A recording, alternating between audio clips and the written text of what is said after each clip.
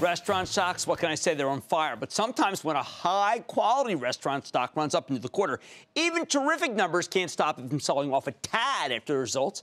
Consider what happened last week with Cramer fave Fiesta Restaurant Group, FRGI, the parent company of two fast casual restaurant chains you always ask me about. The fast-growing Pollo Tropical, which serves Caribbean food at 161 locations, mainly in Florida and the Southeast, and Taco Cabana, an authentic Mexican food chain with 174 locations, highly concentrated in Texas. Fiesta's been on a remarkable run, rallying nearly 18% since we last spoke and pushed hard this stock when we met with the CEO in December. It's up nearly 50% since I recommended it just last July. And after that kind of move, a stock can sell off even after a tremendous quarter. So it's no surprise when Fiesta reported last Thursday, 3-cent earnings beat off a 31-cent basis, higher than expected revenues, higher same-store sales growth of 7.7 at Pollo and 6.1 at Taco Cabana, both representing terrific acceleration for the previous quarter. The stock got dinged. All right, fell $2 the next day. Still, we know that Latin food is extremely popular right now, and Fiesta's going to be making a comeback because it's a top-notch growth story and a great build-out, regional and national, which is why I like it in any weakness. Do not take it from me. Let's get a closer look with Tim Taft. He's the president and CEO of Fiesta Restaurant Group. Find out more about his company, where it is headed. Tim, welcome back to the show. Thank you, Jim. When we spoke last, I was just completely enamored of Pollo Tropical and very worried about Taco Cabana. That worry proved to be misplaced this quarter, didn't it? It did, in fact. I think what you're seeing now with Taco Cabana is really coming into its own and showing some real strength. There's been a lot of work that's been undertaken by the team over the last 2 or 3 years, and they're finally in a position now where they have the operations and their marketing lined up. So we expect good, solid results from here on out. Could this be a rising tide lifting all Mexican boats, given the fact that we saw amazing Qdoba numbers and Chipotle good? Or is there some secret sauce here that's really working? I think high tides raise all boats, certainly. I think gas prices, as you mentioned on your last show last quarter, is having a positive impact on sales in the industry by and large. But I think that solid performers are going to perform very, very well, and Taco is one of those. All right, Tim, you tantalized us on page 22 of your excellent presentation. You've got a chart, restaurant growth potential. There it is, Panera, 3,200.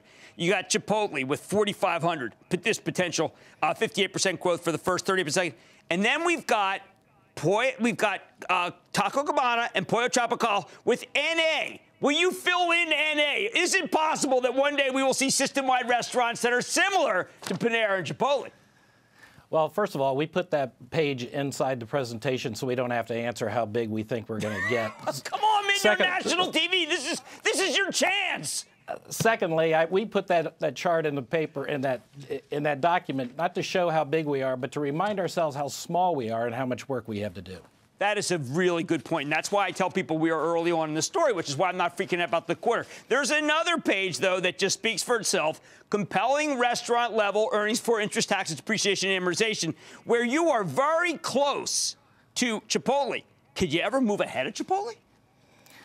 Well, certainly that is not the objective. I don't think there's ever going to be another Chipotle, but it doesn't mean that there can't be another FRGI. I mean, they're in a class by themselves. They are a gold standard in our industry.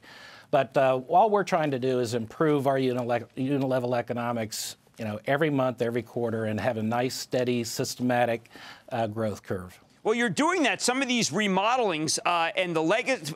Look, Legacy South Florida is doing incredible. The numbers you're doing per store, I have to admit, are just amazing. It's just extraordinary. Even $4 million a unit, I don't have anybody who's doing like that. What is going on at those stores?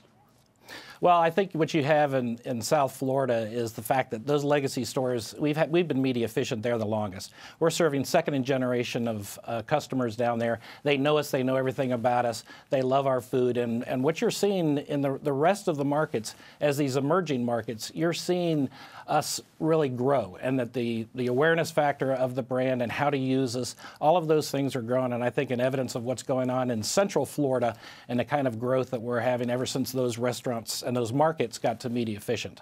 Well, Tim, what would happen? I know you've been in the business for years, so maybe this is just too bold or just way off, but what would happen if you put one right here in the New York region? What happens if you put one in L.A. and the numbers are blowout? And you realize, you know what, without any ad campaign, no national ad, just word of mouth, you're doing numbers that shock people. Wouldn't that be a kind of a guerrilla way to get into some gigantic markets? Well, the first thing that we're looking at, Jim, is we want to make sure that we grow along supply chain lines. So, yeah, we could build one in New York and just rip the cover off of it. And we could build one in L.A. We have people that scream for us out there all the time. But what we want to do is have a systematic grow out and to have media efficiency. And we can go out and build a good number of restaurants in different states, but what does that prove besides the fact that one or two restaurants could perform very, very well? What we're looking at is a comprehensive growth strategy that shows and allows us to grow along supply chain lines, be very, very efficient. So you really are the true Peter Lynch story. When we know him, because you've been around, Peter Lynch did not like regional stories suddenly appearing nationally. He wanted that. This is one of the great mutual fund managers of all time. You really subscribe to that. You're going next, Texas, Atlanta, Nashville. Those are adjacencies. So you're not trying to blow it out overnight because that can really backfire. It can, and that's something that, we recognize that building through media efficiency, and in Texas, as we mentioned the last time I was on your show, that in Texas and Florida, we can double to triple the size of our current brand just in that footprint over the next 2 or 3 or 4 years.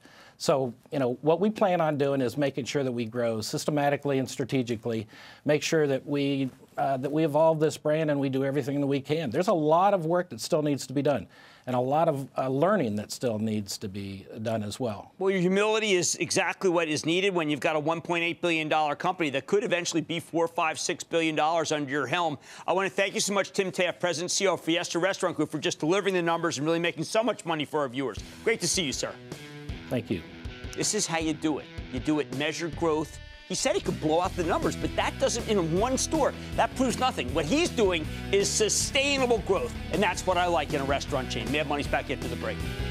Booyah! Jim Cramer here from Mad Money. Thanks for watching CNBC on YouTube. Click here to subscribe and get the jump on my exclusives with CEOs, plus market news, investing advice, and a whole lot more.